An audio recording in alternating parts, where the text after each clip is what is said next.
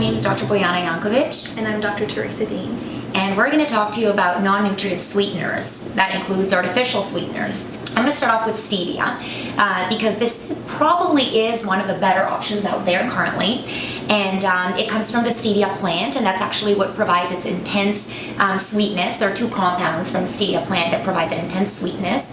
And stevia, although there have been some negative studies in male rats showing decreased sperm production and fertility, as well as some studies in female hamsters showing smaller babies if they take stevia. In human studies, there haven't been any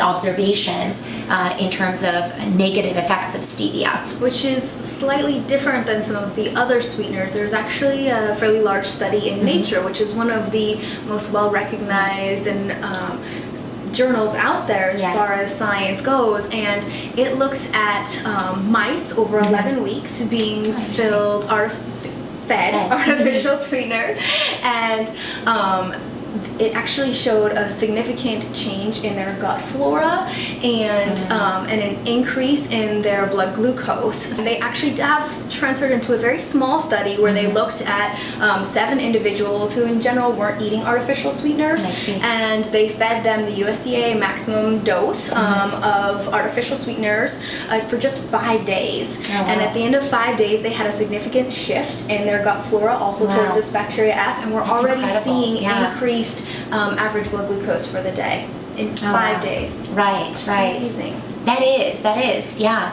And another concern that often comes up is, do these artificial sweeteners cause cancer? There have been studies on aspartame, and there have been some suggestions that perhaps it's linked to brain cancer, lymphoma, and leukemia. But there was a large study that was done by the National Cancer Institute that looked at over 1 million retirees, and they actually didn't find a link between artificial sweetener use, aspartame, with lymphoma, leukemia, or brain cancer incidence.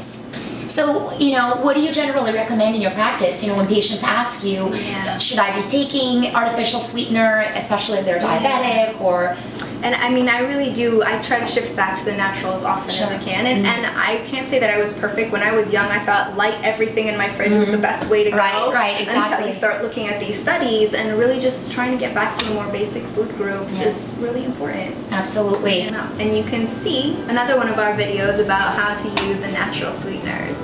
Yes, at drbojana.com, drbojana.com. Thank you for watching. Thank you.